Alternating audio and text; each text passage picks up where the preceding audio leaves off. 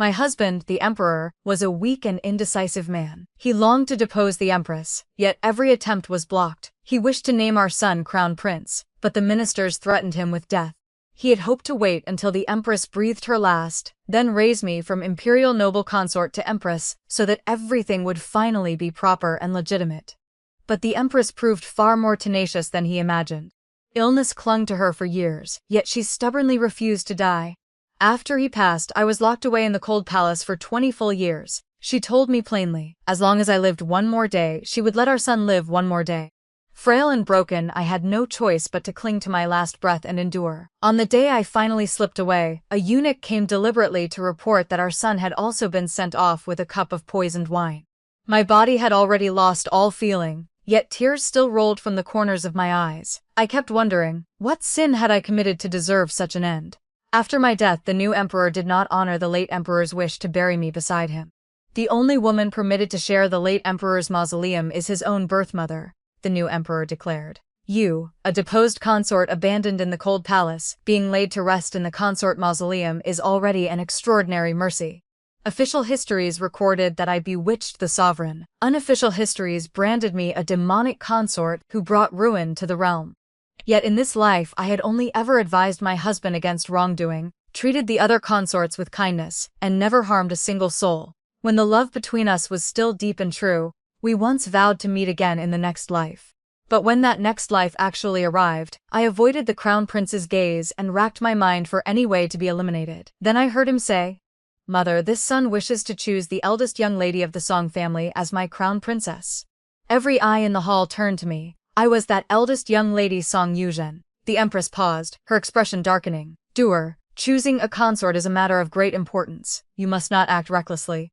"Mother, this son is not acting recklessly." Zhao Du's voice was hoarse, thick with emotion. He stepped forward and knelt. With those few words, I knew. He had returned as well. In our previous life, Zhao Du had been obedient. He followed the empress's arrangement and chose his cousin Zheng Yeru as crown princess. While I and the young lady from the Chu family were made his side consorts, Zheng Yeru was arrogant and overbearing. She was the most noble daughter of her generation, and since her aunt was the empress who had only one son and no daughters, she was treated like the empress's own child. The girl lived more freely than many princesses. Zhao Du was no less proud. Born as the established crown prince, he had been showered with favor from the moment he drew breath. Two people of such exalted status, standing side by side, neither would yield to the other. The inner palace constantly rang with their quarrels.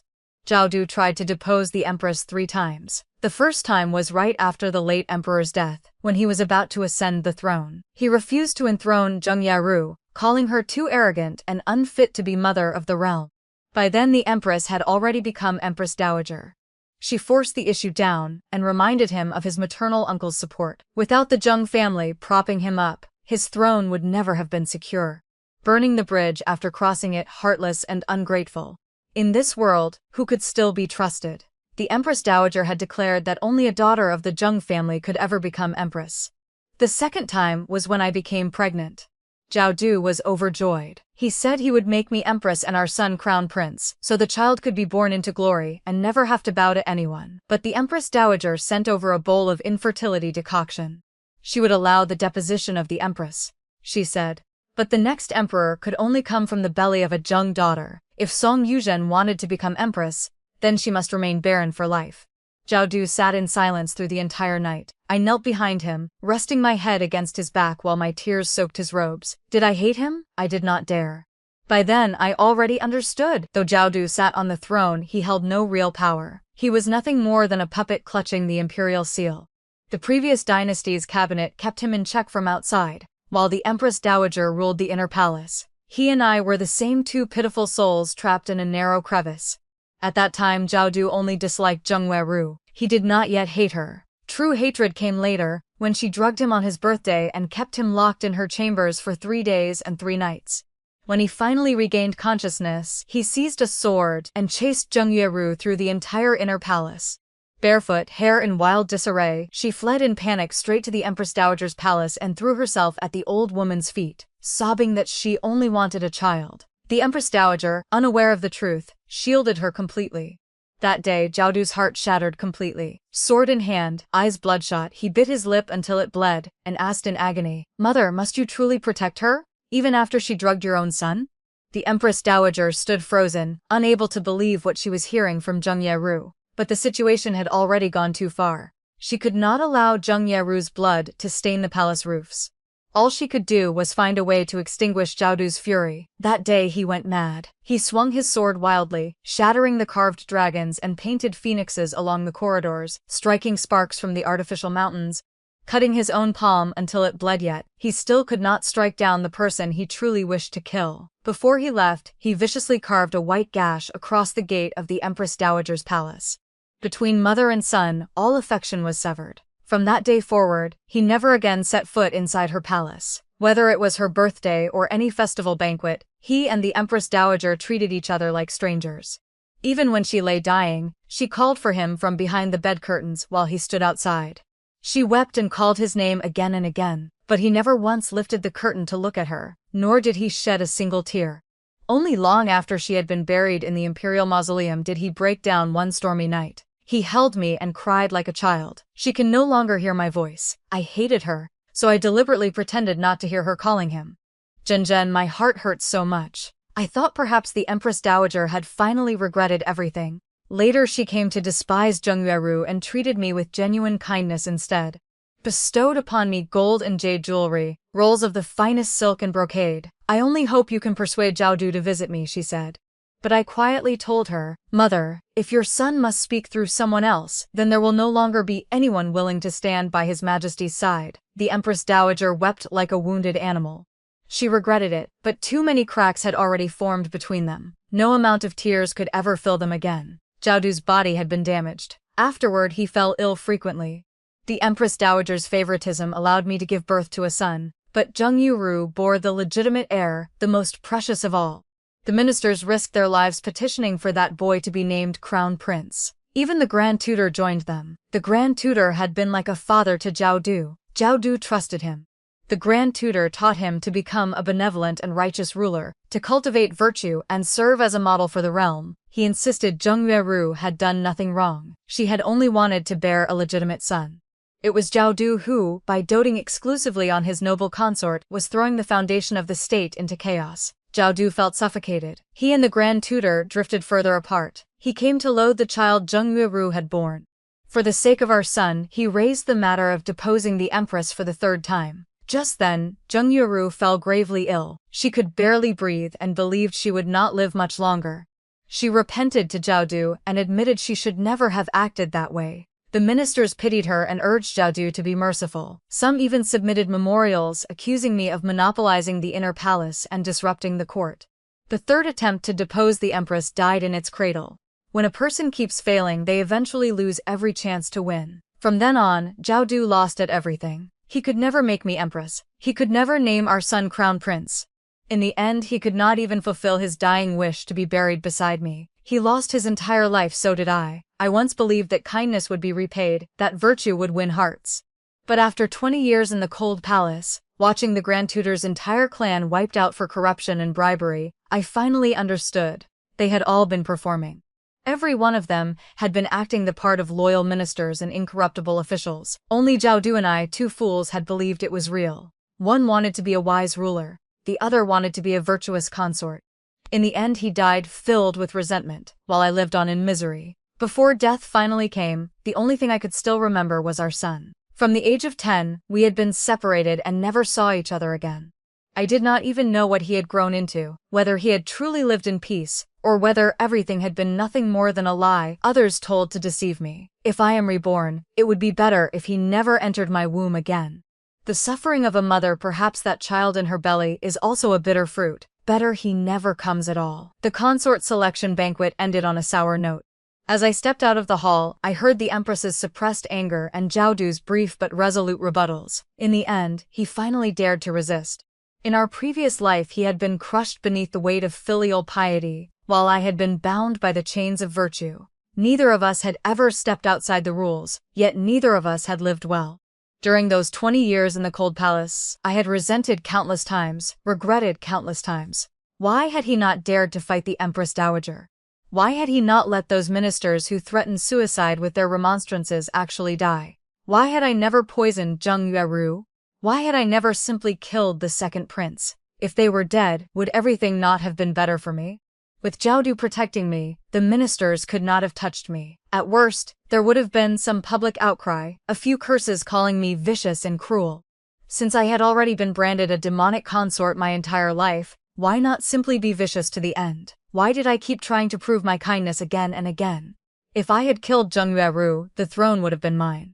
Our son would have been crown prince. He would have grown up happily by my side. Why had I not killed her? Regret cut through my flesh like a razor, slicing all the way to my heart until it bled yet left no visible wound. If there truly is a next life, I will kill Zheng Yueru. I will kill her child. I will watch the Zheng family collapse with my own eyes. Only then can the hatred in my heart be eased. I had truly waited until this next life. This time I no longer wished to paint my brows inside the deep palace. This time I only wanted to hold a blade and kill. As I stepped through the palace gates, a eunuch hurried after me. He presented a brocade box with both hands and said respectfully, "His Highness the Crown Prince instructed this servant to deliver this to the young lady. His Highness says, he is willing to marry the young lady as his wife and will never fail her in this lifetime." The man was Eunuch Fu, Zhao Du's most trusted attendant. After Zhao Du's death, Zheng Yueru had him killed as well.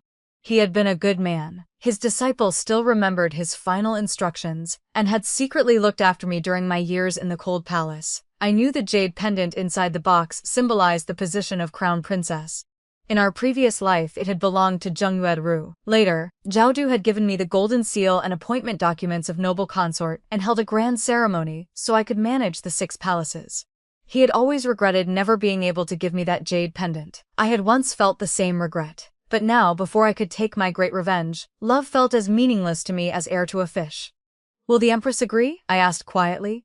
"His Highness will do everything in his power to turn the situation around. Prince Zhao Du has already changed." I fell silent for a moment, then said softly, "Please convey my words to His Highness. Something once given to another has lost all value to me. I hope His Highness will take care of himself." Zhao Du would understand. He would realize that in this life he was not the only one who had returned. Until our great vengeance was complete, he and I had no future together. I still resented him, resented his lack of resolve, his useless softness, the fact that he had died too soon. Yet I also pitied him. Pity that as emperor he had been controlled by the cabinet, able only to obediently stamp the imperial seal on memorials already written for him. In his entire life he had left the capital only 3 times. Each time, before he could travel far, memorials from the ministers forced him to turn back floods here, fierce bandits there. By the time he returned, the realm was once again at peace. In the end he understood. The ministers did not want him traveling. They only wanted him to stay quietly inside the palace. The imperial palace was a cage that trapped both him and me. If our positions were reversed, I might not have done any better. Still, I resented him. During those endless nights in the cold palace I had counted the stars, counted the rafters, even counted how long it took for a single tear to fall from my eye to the ground. Love and hatred twisted together, tormenting the heart. Resentment clung to me like a water ghost, seizing my ankles and dragging me under. Even in death I would carry these unresolved feelings. In this life, I would either triumph as a human or perish as a vengeful ghost. On the road home, Zheng family carriages arrogantly blocked my path.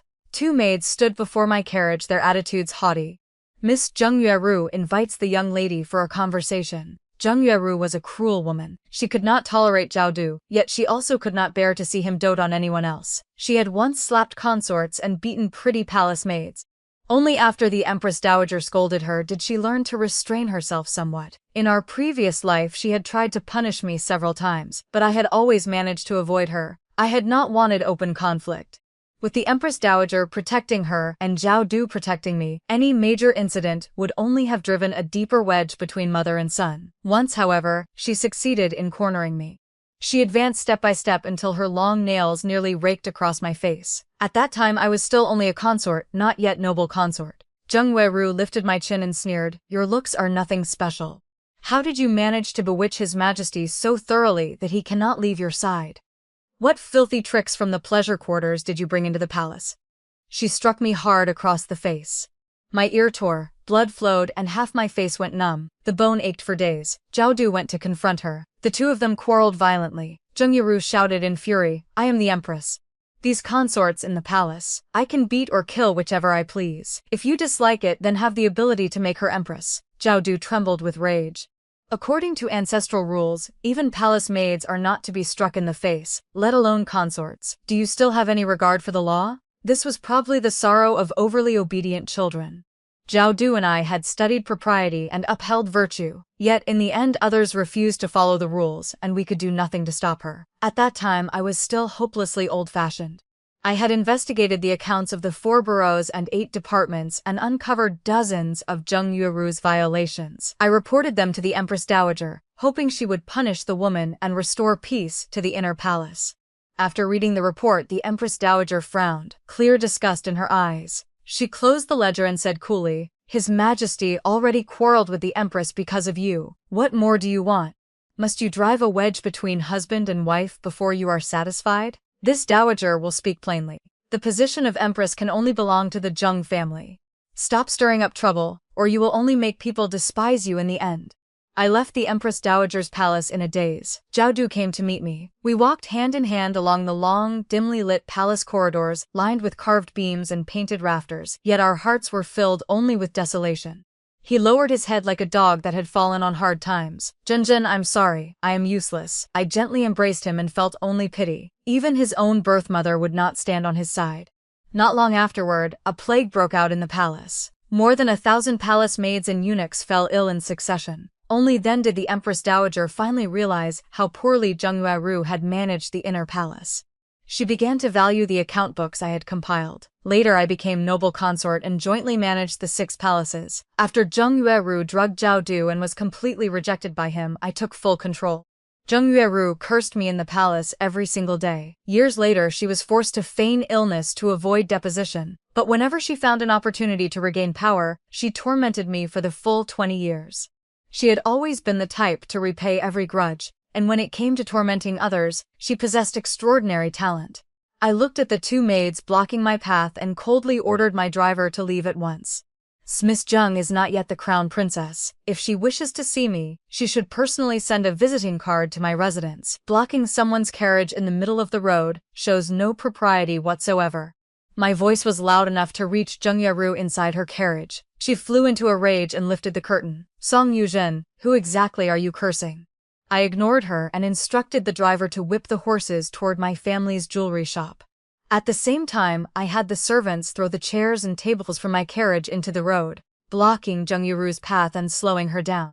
Upon reaching the shop, I went straight to the back courtyard, retrieved oleander leaves, and carefully tucked them into my sleeve. Then I took out the most expensive jade statue in the store, put on deerskin gloves and meticulously smeared the oleander sap onto it. My heart remained strangely calm while I worked. During those 20 years in the cold palace I had relived my life over and over, imagining Zheng Yueru suffering the death of 1,000 cuts again and again, only to feel disappointment each time. Now that I could finally act with my own hands, they did not tremble in the slightest. As expected, Zheng Yueru gave chase.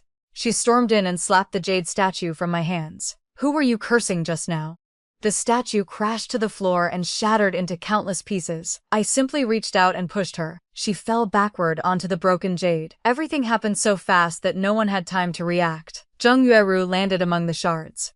The sharp fragments sliced into her palms. Blood flowed. Everyone cried out in shock. She stared at me in disbelief. For years she had acted arrogantly throughout the capital and had never once suffered a loss. In her mind, a well-bred young lady like me would never commit such a crude act. "Song Yuzhen, have you gone mad?" She shrieked, half furious, half terrified, her bleeding palms shaking. Her servants rushed to help her up. I stared at the dark red blood and thought only one thing. Has the poison entered her wounds yet? I had only just opened my eyes and been reborn at the consort selection banquet. My mind had been in chaos for a brief moment before I was forced to deal with the next round of selections. I had not had time to prepare anything. If I had been reborn a little earlier, I could have done better. Right now I can only rely on luck. Zheng Yueru wanted to strike me, but my shop had attendants. She flew into a frenzy and began smashing everything in sight. My attendants shielded me. Her servants surrounded her. Both sides faced off. A crowd quickly gathered, eyes filled with curiosity, voices buzzing with speculation. One of the Zheng family maids, seeing the situation turn dangerous, tried to slip away. I raised my hand slightly and someone immediately blocked them. Zheng Yaru had finally regained some composure. She realized I had deliberately provoked her today to make her lose face. Lowering her voice, she threatened, "Song Yuzhen, have you gone mad? Do you no longer wish to be chosen as a consort? Today the crown prince almost gave you the jade pendant of the crown princess. If you offend me, I can make sure you never become crown princess in this lifetime. Someone come." I repeated her words calmly. Whoever repeats what she just said the loudest will receive 1 tael of silver. It does not matter who. The crowd exchanged glances, not daring to believe their ears.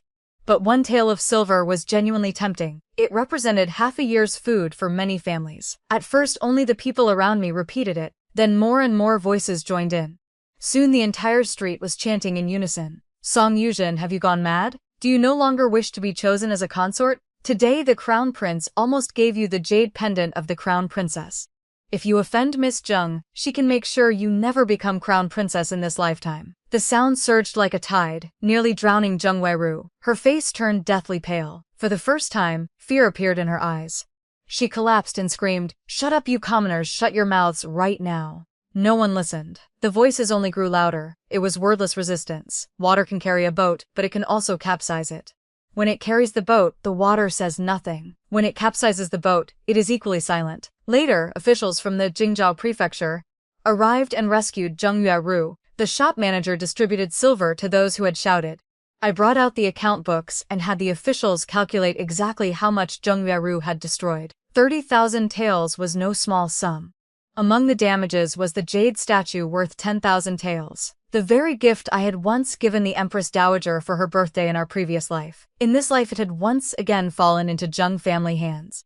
The statue truly had a fateful connection with them. I ordered the broken pieces carried to the Zheng family residence in a grand, noisy procession. Everyone along the way stared. The Zheng family was forced to pay the compensation. The manager asked with a faint smile, "Miss Song has caused such a scene. Could it be that you no longer wish to become crown princess?" I replied indifferently, "Whether I become crown princess or not does not matter. But Zheng Yueru must never become one. She is unworthy. She is unfit to be mother of the nation. Her character is base and her conduct despicable. She is unworthy of shouldering the heavy responsibilities of the state. I only regret that in my previous life I was too kind and too soft." My gaze turned cold. "In this life I have gone mad and become a demon. She should not expect to live in peace." The manager froze. Everyone was shocked. This was clearly a situation where both sides would perish together. What kind of deep, irreconcilable hatred could drive someone to this? My eyes passed through the crowd and landed on Zheng Yueru hiding behind the half-open door. She stamped her foot and shrieked, "She's gone mad, she's gone mad, she's completely insane." Suddenly her body went limp and she collapsed. Her maid screamed in terror. Servants ran about in panic. The manager hurriedly sent for a physician. I had achieved the result I wanted. Satisfied, I prepared to return home. My parents would certainly be worried. When I arrived, they were indeed beside themselves with anxiety. They could not understand why their always gentle and respectful daughter had caused such an earth-shaking commotion. But when I looked at them, I only wanted to cry. In their eyes, I had merely gone to the palace once. In my eyes, we had already been separated for 20 years. In our previous life, after learning I had been sent to the cold palace, my parents had knelt outside the palace gates begging for an audience with Zheng Yueru, who had by then become Empress Dowager. She had each of them beaten 30 strokes, dismissed my father from his post, and confiscated my mother's shops. The ministers felt something was wrong. She had even gone to court and wept before the assembled officials, claiming the deposed consort had been arrogant and had tried to poison her food and drink every day, leaving her bedridden and nearly dead. Without her natal family's support, where would the deposed consort have gotten the money and poison? The officials sighed and let the matter fade away in confusion. Later, the Grand Tutor monopolized power in the cabinet and sparked factional strife. Someone caught him at a weakness and had his entire clan exterminated on charges of corruption. Zheng Yueru casually labeled my father as one of the Grand Tutor's accomplices and had our entire family confiscated and exiled. Did they survive after that? Were they harmed to death? I never knew. That ignorance was an abyss. Fear swallowed me whole. Several years later, late one night, Eunuch Fu's disciple came to me with tears in his eyes and handed me 2 locks of hair. He said they were gone. These were the only things left of them. I vomited blood, he regretted telling me. I thanked him through my tears. He had done the right thing by telling me. It was like a stone finally striking the bottom of a deep chasm. Before, I had not known whether the stone had reached the bottom, and had lived in constant dread. Now that I had heard the sound of it hitting, though I was filled with despair, my heart no longer needed to be torn into 3 pieces. I could finally focus all my worry on my son alone. Those 2 locks of hair became my only keepsakes. I carried them with me until the day I died. Before death, I painstakingly wove my own hair together with theirs, as if I could once again return to my parents' embrace. I thought there was still 1 lock missing. How wonderful it would have been if I could have woven our son's hair in as well. Perhaps then, in the underworld we might have met again. I never descended to the underworld. Instead, I returned to the world of the living. We can still meet again. Tears streamed down my face. My parents panicked. I told them my heart hurt too much. My mother wept. She did not know about my previous life, but she said, "You are crying as if you are gouging out your mother's heart." My father's eyes reddened. The Jung family's arrogance has not lasted merely a day or 2. Father will surely join forces with the censors to impeach them together. Outside, chaos still reigned. I slept for an entire day and night. When I awoke, I was ravenous and desperately thirsty. Everything tasted delicious. I devoured the food like a starving beast, as if the suffering of my previous life had sunk deep into my stomach and bones, refusing to let me believe that rebirth meant a brand new heaven and earth. The next day, Zhao Du came to see me. He had been punished by the Empress but had run away. Not only had he run away, he had also killed with a single sword strike the maid Zheng Yueru had placed beside the Empress. That maid had constantly reminded the Empress that she was a daughter of the Zheng family. Only if the Zheng family prospered could she prosper. If the Zheng family could produce 3 consecutive empresses like the maternal clan of a previous dynasty's empress, then they would truly be an illustrious house whose glory would be recorded prominently in the history books. The Empress had been moved by those words. In our previous life, Zhao Du had hated her to the extreme, but she had been the Empress's trusted confidant. Bound by filial piety, he had never been able to touch her. In this life he had changed. He was no longer the overly obedient child who believed in benevolence, righteousness, propriety, wisdom, and trustworthiness. He had become ruthless and decisive. The killing had happened too suddenly. The Empress was so shocked she forgot to order his arrest. Instead, she hurriedly sealed off all information, not daring to let anyone know the Crown Prince had killed someone without cause. He had acted like a dissolute wastrel and left her with a complete mess. The Empress was both furious and helpless, yet she did not dare do anything to him. This was probably the despair of an overly obedient child.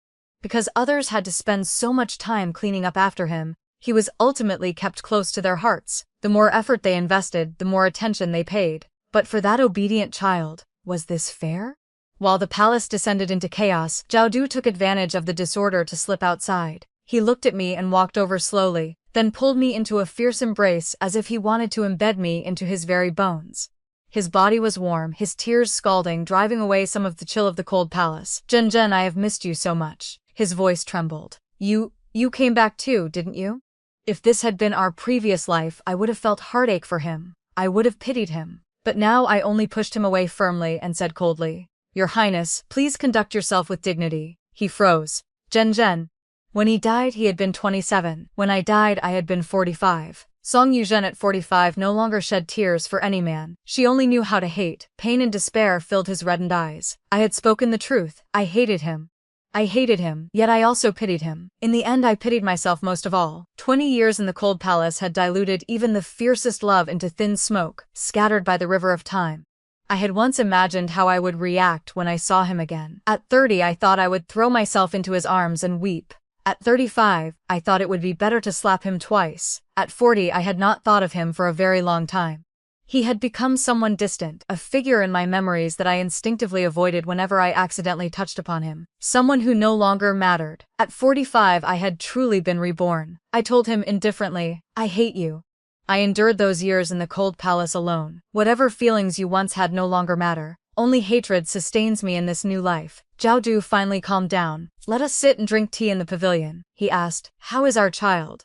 I answered calmly. Little Jin had been locked away in the abandoned garden at the age of 5. Zheng Yueru had changed his name to something meaning abandoned. When I first entered the cold palace, no one dared pay attention to me. Only many years later, after Zheng Yueru stopped watching me so closely, was I able to ask little Luzi, Eunuch Fu's disciple, to secretly inquire about news of little Jin. Beside him there had been only a wet nurse to raise him. The two of them relied on each other to survive. They grew their own vegetables and grain, barely managing to keep him warm, though food and clothing were always scarce. One quilt had to last for many years. In summer there was no ice to cool the heat, in winter no charcoal to fight the cold. Even his thick-soled shoes were ones he learned to sew himself. After the wet nurse passed away, he lived alone. Later still, I no longer knew how he was faring. The new emperor married his empress and began to reorganize the inner palace, strictly forbidding any contact between the inner and outer courts. Little Lu Zi could no longer obtain any news of him. Zhao Du's hands clenched into fists so tight that his knuckles turned white. His eyes were bloodshot, hiding a terrifying depth of hatred. His breathing was heavy, as though a savage man-eating beast were trapped inside his chest. After a long silence, he asked, "And you? How did you live through those years?" Fear was hidden in his voice. He could probably guess how I had lived, yet he did not dare believe it, did not want to believe it. If he did not ask, he feared he would fail my sincerity. If he asked, he feared only despair would remain. How had I lived? I wanted to cry, yet I also wanted to laugh. In the end, only a strange expression appeared on my face, something that looked like weeping yet also like smiling. The Empress had once said to me, "As long as I live one more day, my little Jin will live one more day." That was how I lived for 20 years. In truth, there were several times when illness nearly claimed me, and I survived only by sheer willpower. Even the guards at the gate felt it was a miracle. Their disgust toward me gradually turned into awe. Sometimes they would secretly slip a little food through the crack in the door. What was romantic love compared to a mother's love for her child? At least he had left behind a good seed. Zhao Du muttered, "I understand. I understand everything now." He stood up and walked slowly toward me. When he reached my side, he stopped. Love that cannot be obtained, resentment that cannot be voiced. He was right before my eyes, yet it felt as though entire years and months lay between us. A single tear fell at my feet and bloomed like a large flower. "Zhen, I'm sorry." He left in a hurry, flustered and panicked just like in the old days. I watched his retreating back until it disappeared. Suddenly my own tears overflowed. Do I hate him? Yes. Did I love him? Once did. Song Zhuzhen at 45 had regained a 15-year-old body, yet the sun still rose and set, the four seasons still turned. Wind, flowers, snow and moon would all return. Only the youthful spirit I once possessed would never come back. I could no longer love someone with pure simplicity, nor hate someone with pure simplicity. I only knew how to love and hate intertwined, wanting someone to live, yet also wanting them to die. The more I tried to cut it, the more tangled it became. Not long afterward, Eunuch Fu, Zhao Du's trusted attendant, sent his disciple Little Lu Zi to deliver a message. Little Lu Zi was only about 10 years old now, clever, quick-witted, and silver-tongued. I rewarded him with pastries. He recounted everything vividly. After leaving my residence, Zhao Du had gone straight to the residence of General Zheng. He charged into the inner courtyard, seized Zheng Yiru by the throat, and nearly strangled her to death. At that moment, Zheng Yiru had only just been revived. Her body was numb, her head dizzy, nausea rising. She was still dazed and confused when he grabbed her by the neck. She struggled desperately and, in terror, realized that her cousin truly intended to kill her. Zhao Du was dragged away by others, yet he still tried to rush forward and finish the job. Everyone held him back with all their strength, not daring to injure him. In the chaos, Zheng Yueru was choked until she fainted, only to be revived again by the imperial physician who had not yet left. Her throat was injured. She coughed violently. Between coughs, she caught sight of the terrifying hatred in Zhao Du's eyes and rasped to Lady Zheng, who had rushed over in panic, "Mother, cousin wants to kill me. He truly wants to kill me." Lady Zheng shouted in fury, "Your Highness the Crown Prince, what do you think you are doing? Do not forget that the Empress bears the surname Zheng. You carry half Zheng blood in your veins. How can you treat your own cousin this way? Has that demonic woman Song Yuzhen truly bewitched you? If that is the case, then the Zheng family is not so easily bullied." Zhao Du let out a string of cold laughs. "I find it disgusting that Zheng blood flows in my body. Did you not all insist that Zheng Yueru must become crown princess? Very well. On our wedding night I will strangle her to death and see who can save her then. Right now, go into the palace at once and tell your sister that you wish to marry her to me. Go." He stepped forward and seized Zheng Yueru. She screamed in terror and tried to dodge. Under extreme fear, she suddenly foamed at the mouth, her eyes rolled back, and her entire body convulsed. The Zheng residence descended into chaos. Lady Zheng wept and begged the physician to save her daughter. Zhao Du laughed loudly and strode away with his head held high. He has gone mad. Many people whispered this in secret. The Empress desperately tried to seal off all information. She pressured the Zheng family not to cause more trouble. General Zheng was displeased, Lady Zheng unwilling to accept it. But the empress had only this one son. They had been born standing on Zhao Du's side, and now they had driven him to madness. It was their turn to unwillingly swallow the bitter fruit. But I thought the table should have been overturned long ago. In our previous life, why had we not overturned it? Why had we not overturned it? The empress summoned me into the palace. For 20 years I had never left the cold palace. Now, stepping once more into the inner palace, everything felt strangely disorienting. Memories gradually revived, making every sight and sound feel hauntingly familiar, as though I had already lived through it all before. I followed a palace maid into the empress's hall. She was currently being well cared for, yet I could only remember the haggard, despairing face she had worn before death. In her final years, regret had consumed her body. Her last words had been, "Doer, mother was wrong. Let mother see you one more time. Puppies jump, kittens play, our little Abao eats pastries." That was the nursery rhyme she used to sing while holding Zhao Du when he was still in swaddling clothes. What does a person think of when they are about to die? I thought of my little Jin. The empress thought of her doer. Both of us were filled with regret. The empress looked at me. Her beautiful eyes were filled with rage. But I was no longer afraid of her. I even found her pitiable. This woman who had been deceived was both pitiful and sorrowful. The pity in my gaze only enraged her further. She viciously threw a memorial straight at my face. I raised my hand to block it. The memorial fell to the floor and slowly unfurled. I lowered my eyes and saw the large characters at the beginning. It was a memorial listing 10 major crimes of General Zheng. Only 10 crimes? Far too few. The empress shouted angrily, "How dare you kneel?" 2 maids immediately forced me to my knees. I looked at that memorial.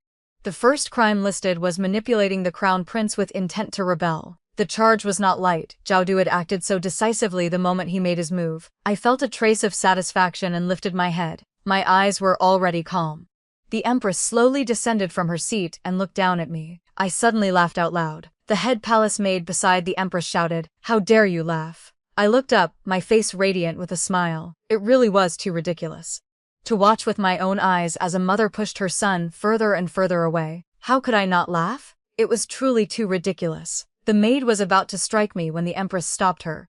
"Why does this palace keep pushing my son further and further away? If you cannot explain yourself, this palace will grant you death." Perhaps she was afraid. In just a few short days, Zhao Du had changed so drastically that he was nothing like the proper courteous crown prince of before. She could not understand it. Everything seemed to be slipping beyond her control. "Release me," I said calmly to the empress. "Your Majesty, if one day the crown prince and Zheng Yueru both fell into water, and you could only save one, whom would you save?" "Outrageous. How dare you ask the empress such a question?" The head palace maid shouted. The empress raised a hand to stop her and said coldly, "This palace would of course save the crown prince." I let out a cold laugh. "No, Your Majesty, you would save Zheng Yueru. Who taught you to speak this way?" The empress was shocked, but I was not afraid. I slowly stood up and boldly met her gaze. "Your Majesty, you would save Zheng Yueru because the Jing family is your very life. You think I am the one who drove the crown prince mad? You are wrong. It is you. You are his mother, yet you have never stood on his side. He is not your son. He is merely a tool for you to satisfy your own selfish desires. He is the guarantee of the Zheng family's wealth and glory." Zheng Yueru was arrogant, overbearing, selfish, and vicious. She repaid every grudge. If you truly loved your son, why would you choose such a woman to marry him? Does he not deserve a better wife? Does he not deserve a good marriage? You can sacrifice his happiness for the glory of the Zheng family, yet you still dare to say that if he fell into water you would save him? No, you would only save Zheng Yueru. The greatest malice a mother can show her child is to claim she loves him with her mouth while stabbing a knife into his heart, leaving him unable to tell whether his mother loves him or hates him, forcing him to live his entire life torn apart, unable to escape. Your Majesty, you are a deceiver. You have lied to the crown prince, lied to the realm, and lied to yourself. You are unworthy of being mother of the nation. My words were filled with malice. The hatred that poured out even surprised myself. The maid beside the empress struck me hard across the face. Once again I felt my ear go deaf. Everything that happened afterward, I could only see but not hear what they were saying. I saw Zhao Du charge in with his guards. He swung his sword and severed the arm of that maid. Fresh blood splattered everywhere. People fled in panic, only to be blocked by the guards outside the door. He cut out the tongue of the head palace maid and pierced the shoulder blade of another. Every person in the empress's palace had their bones broken.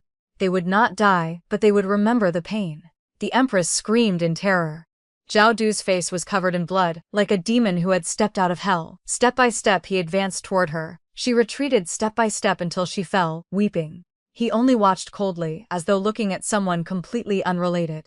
In the final days of his previous life, he had actually made arrangements for me. He had infected our little Jin as a prince and sent him to the fief of Feng.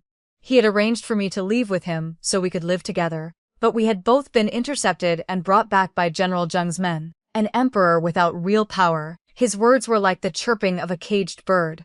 Who would care? When he died, he forced the crown prince to swear he would bury us together. The crown prince had agreed, then turned around and forgotten. He had wept as he swallowed his final breath. The last word he called out before dying was mother. How strange. Clearly he had hated the Empress Dowager so much, yet in the end he still called for his mother. What about my little Jin? When he was forced to drink the poisoned wine, had he also been calling for his mother? Zhao Du walked up to me and gently stroked my cheek. His eyes were red, filled with heartache. Zhao Du at 25 was still the version of him that loved me. His pain was real and fierce. But I only felt a surge of satisfaction, a dark, exhilarating satisfaction that a portion of our great vengeance had finally been repaid. He and I had both changed. He had become a ruthless man who had thrown propriety, righteousness, and morality to the dogs. I had become a vicious, scheming woman. We had both become the kind of people we once despised most. As we left the palace, walking along the long, dim corridor, he tried to take my hand. By coincidence, I instinctively avoided it as though I had known he would reach out and had dodged in advance. He froze. I remained silent. Many years ago we had walked out of the Empress Dowager's palace and naturally taken each other's hands, drawing a little warmth from one another. In the end, it was no longer the same. Time had built a wall between us that spanned years and months. He stood there alone, tears glistening at the corners of his eyes. In the end, we were not buried together, were we? I nodded, unable to say a single word. I'm sorry. Ever since his rebirth, he had kept saying sorry to me. My heart felt as though it were being rolled in hot oil, painful yet numb. Yet from beginning to end, I could not bring myself to say, it's all right. The days in the cold palace had been too unbearable. The pain of being separated from my child had been too great. Physical pain was the least of my sufferings. I had lost the ability to love others. My heart was filled with such heavy hatred that there was no longer any space left to hold love. We walked the entire way in silence. He quietly escorted me out of the palace. I quietly left. No words, no farewell. The news that the crown prince had led men into the empress's palace to seize me shook the entire court. The ministers could not understand why that obedient crown prince had suddenly vanished. They did not dare openly criticize Zhao Du, so they placed all the blame on me, calling me a beauty who brought calamity, a demonic woman who would ruin the nation. I rose lazily, applied my makeup, and listened to the maids recount the rumors about me. I thought that I had finally secured the title of demonic woman. Otherwise, would it not have been a waste to be cursed for an entire lifetime?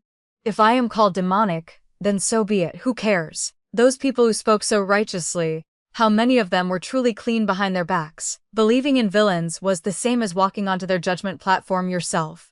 I had fallen into a trap once. I would not fall into it a second time. My father had been stripped of his right to attend court and was idling at home. My mother's shops were being suppressed by the Zheng family, exactly as in our previous life.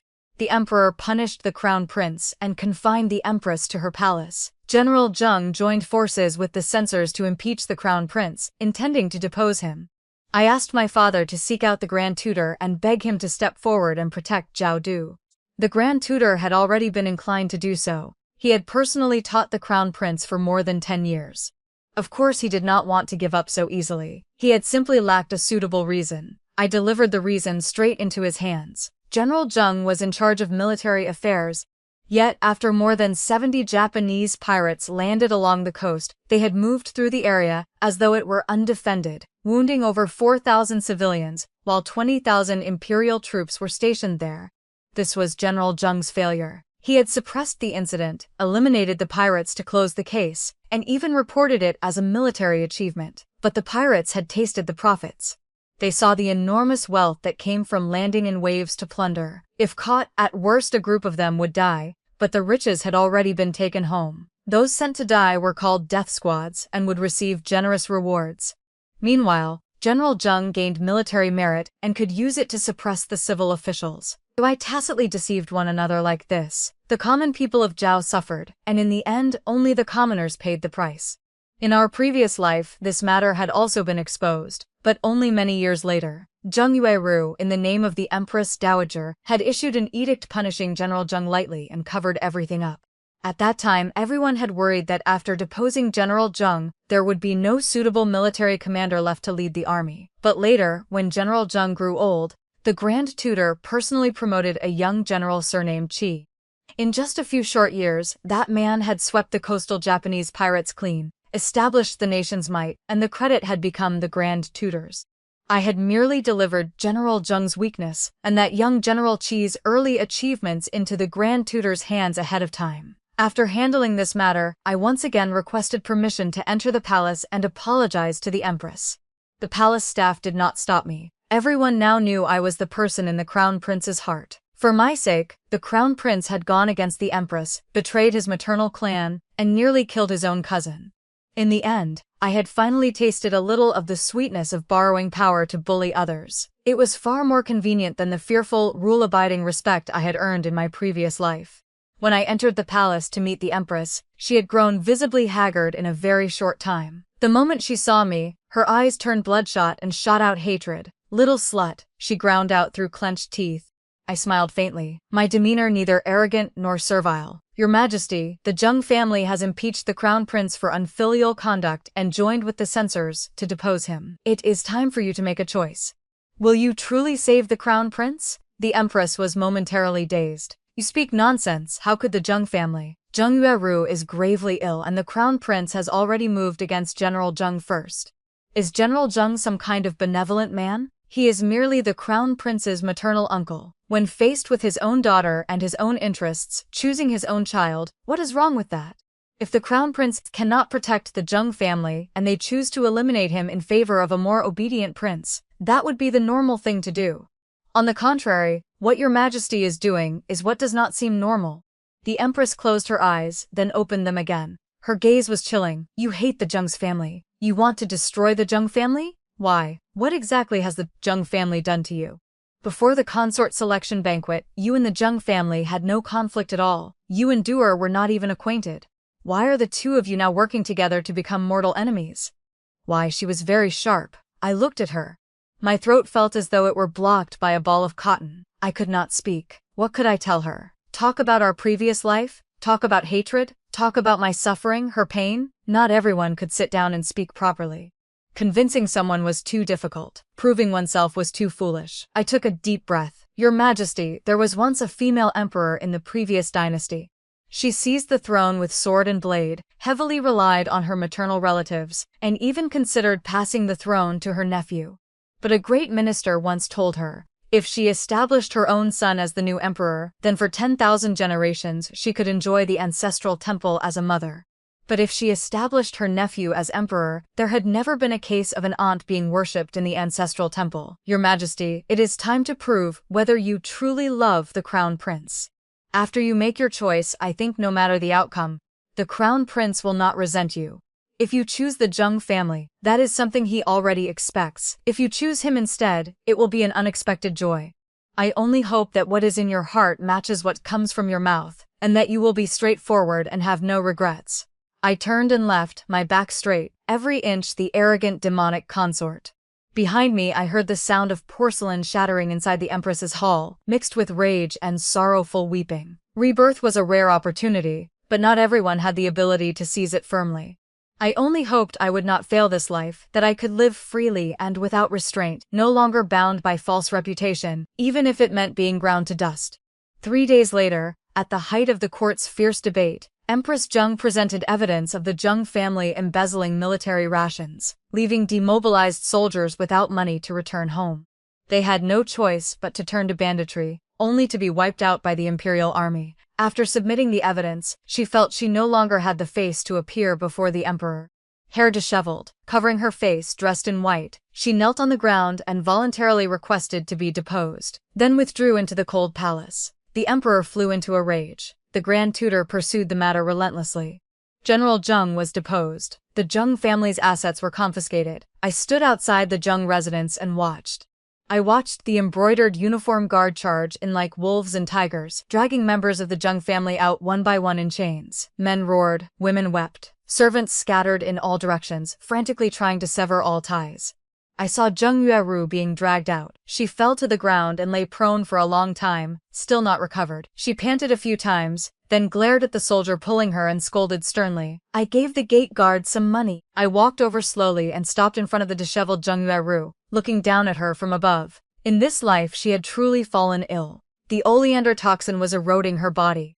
The imperial physician's medicine could not completely remove the poison from her system. The conflict between the Zheng family and Zhao Du left her anxious, suspicious, resentful, and unwilling to accept it. All these emotions tormented her, and in a short time she had grown much thinner. When she saw me, she immediately struggled to get up. She was still that arrogant. She would never show weakness in front of an enemy. Little slut, you came to watch me. I raised my hand and slapped her hard across the face. I deliberately curled my fingers so my nails tore her ear and left a long bloody scratch on her cheek. She screamed in pain and fell back to the ground, covering her face in disbelief. I finally feel a little satisfaction, I said. It's just a pity my fingers were curled so the force wasn't strong enough. I ordered someone to pull her up and slapped her again and again. At first she screamed shrilly, then blood flowed from her nose and mouth, then teeth fell out, her face became bruised and swollen. She could no longer stand steadily and had to be forcibly supported to barely keep upright. My hand had long since gone numb. I was like a block of wood that felt no pain, only venting emotion with each strike. The past flashed through my mind like a cavalry charge. I remembered being separated from little Jin, his heart-wrenching cries still ringing in my ears, the way he had held back tears and refused to make a sound after Zheng Yueru slapped him. I remembered the 2 locks of my parents' hair, 157 strands from my father, 132 from my mother. I remembered the food in the cold palace, cold, hard and rancid. I had not dared not eat it, for fear I would die too soon. Everything I remembered was suffering. The beautiful things I had long since forgotten. I could no longer recall spring flowers, summer lakes, autumn golden leaves. Only the winter cold and the chill of the cold palace had wound together and invaded my internal organs, leaving me unable to find any warmth no matter what I did. Someone hugged me tightly from behind. Hot tears fell onto my neck. I heard Zhao Du's hoarse voice. Don't hit her anymore. Your hand is already torn. There are wooden planks. Why not use a plank instead? It hurts so much, Zhao Du. It hurts so much. Tears flowed from my heart. The hatred eased a little. I obtained a trace of release. At last I could clear a space for spring to enter. Next, sunlight would enter, warm wind would enter, the fragrance of flowers would enter. Everything good in this world would enter. There will be rebirth, won't there? There will be, won't there? The Zheng family was confiscated. The emperor had actually considered deposing the crown prince. At this moment, Zhao Du offered up the grand tutor as a sacrifice. He pointed out that the grand tutor's salary was clearly meager, yet the renovation of his residence alone had cost 30,000 taels. In his hometown there was an identical mansion that had also cost the same amount. Where had the money come from? The grand tutor had 3 sons. 2 had passed the imperial examinations and entered the Hanlin Academy. The chief examiner that year had been the grand tutor's student. Was there cheating involved? With Zhao Du taking the lead, all the grand tutor's political enemies immediately stepped forward to add their voices. In a short time, someone submitted a memorial accusing the grand tutor of 40 crimes. In his previous life, the grand tutor had been domineering and authoritarian. In this life, he received his judgment much earlier. Everyone felt the crown prince had gone mad. He was no longer obedient, gentle, and proper. He had become terrifying.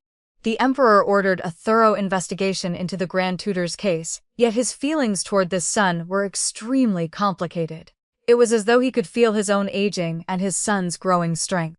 But one morning, he quietly died on the dragon bed. Before death, one hand was still raised as though trying to grasp something. The emperor passed away earlier than in our previous life. Zhao Du smoothly took control of the grand tutor's case and passed judgment. The grand tutor's assets were confiscated and his entire family exiled. The grand tutor died on the road to exile. Before dying, he left a final letter, both earnestly instructing Zhao Du to take care of his dragon body and explaining his own difficulties. He probably thought Zhao Du would be moved. In truth, in his previous life, Zhao Du had already read this letter. At that time, he had still been soft-hearted. For countless nights, whenever he remembered the grand tutor's teachings, he would toss and turn, wondering whether he had gone too far. He had once pardoned the grand tutor's 2 sons, and even returned a portion of their family assets so they could live their own lives. But in this life, he only burned the letter and left the palace to find me. I was not at home, I was at the villa. I had bought Zheng Yeru and Lady Zheng, who were being sold off. I locked Zheng Yeru in an underground secret chamber and confined her mother in an abandoned garden. I ordered people to beat Zheng Yeru's mouth with wooden planks every day, and told her that as long as she lived one more day, her mother would live one more day. If she died, her mother would also die. Zheng Yeru's eyes were filled with terrifying hatred. Venomous woman, are you even human? You actually thought of such a method? You will not die in peace. You are an animal. So she also knew this was animal behavior? But in our previous life she had deliberately done exactly this to me, making me wish for life yet unable to die, truly living a life worse than death. I chuckled softly and looked at her mouth opening and closing, missing teeth and all. I truly burst out laughing. Stay here nicely. I will go to the temple to pray for blessings for you, and pray that she remembers her previous life, so that my hatred will have a real place to anchor. As for her mother, I will give her some seeds. I will tell her that however much grain she can grow, that is how much her daughter will be allowed to eat. If she cannot grow enough, then they can starve to death together. Lady Zheng also cursed me as a venomous woman, exactly like her daughter. I could not help but laugh again. If that was the case, then being a venomous woman was not so bad after all. I was willing to be one. When I walked out of the abandoned garden, Zhao Du was standing quietly outside the gate, watching me. Unlike in our previous life, in this life he already possessed the power to resist both civil and military officials. He was gradually trying to reclaim authority. He was like a sword that had finally been unsheathed and now possessed its own edge. He wanted to talk with me. We sat on a hillside covered in green grass and watched the setting sun slowly sink. He told me that before the late emperor died, he had written an edict to depose the crown prince, but had never stamped it with the imperial seal. He had probably still been hesitating. The late emperor had been unable to sleep at night. Suddenly he woke with a start. His heart condition flared. He raised his hand to call for help, but the bed curtains blocked the view and no one saw. He simply passed away like that. The first thing Zhao Du did upon entering the late emperor's bedchamber was not to look at his father, but to retrieve that edict and immediately burn it. He had become someone he would never have dared to imagine in the past. Killing his teacher, imprisoning his mother, remaining cold and indifferent even toward his father's death, yet he had gained power, gained freedom he had never even dared to dream of before. People always gained one thing and lost another. If they wanted to preserve purity, they would inevitably become stained with killing. Just as a person could not simultaneously possess the joy of childhood and the thoughts of adulthood, walking the path of life always meant losing a part of oneself while grasping another, until one finally became someone even they themselves could not have imagined. Zhen, after being reborn, are you happy? I watched the setting sun slowly sink into darkness, moisture gathering at the corners of my eyes. Your Highness, happiness is not important. Contentment is what matters. The people who should be here are still here. That is enough. Happiness is the disposition of youth. Contentment is surviving catastrophe. Some people are very content, yet not necessarily happy. They are two completely different things. I allowed myself to lean my head against his shoulder, permitting myself to touch him one last time. In this moment I was very content, yet not happy at all. There was only the sorrow of having passed through calamity and the night chill that filled my heart. After a long time, before he could open his mouth to say whatever he wanted to say, I spoke first. Your Highness, I want to leave the capital. I will not stay. Why should I? I spent 20 years in the cold palace. I no longer have any attachment to this place. I want to travel and see the world. What about me? What about little Jin? Don't you miss little Jin? Little Jin. My tears fell. If he wants to come, he will appear in my dreams. If he does not appear in my dreams, then it means he does not want to come. Let everything follow its natural course. And you, Your Highness, take care of yourself. Song Yuzhen at 45 will not fall in love with Zhao Du at 25 again, unless one day she can find the Song Yuzhen who has never been tormented. Later, I traveled all across the south and north. I saw the solitary smoke over the desert, the sunset over the yellow river, the vast autumn waters and endless sky. Whenever I arrived at a new place, I would visit a temple or Taoist temple, and then send the peace charms I obtained back to the capital to be pasted on the door of Zheng Yueru's prison cell. One day, a letter arrived from the capital saying that Zheng Yeru had suddenly gone mad. She laughed and cried and talked nonsense. She said it was retribution. All of it was retribution. She had wanted to commit suicide, but in the end she endured. As for Lady Zheng, she had become a diligent farmer, working the fields with her own hands, just so she and her daughter could survive. Maternal love was truly the most miraculous power in the world. I should have been moved by it. But every time she was about to reap a full harvest, I would take away part of her yield, leaving only enough for her and her daughter to barely continue living. Watching them collapse, the hatred in my heart eased a little more. In the court, Zhao Du was decisive and ruthless. He rectified the court, implemented new policies. Wherever I went, I could feel that subtle change. I thought this was probably the meaning of rebirth, to make everything better. That goodness could fall upon every person, not just one. Later, while I was in Jiangnan waiting for the drizzling rain, I also waited for the emperor to personally visit Jiangnan. This time he finally made it to Jiangnan, instead of being forced back by the ministers the moment he set out. In his hands he clutched countless peace charms. He had grown old, there was already white at his temples.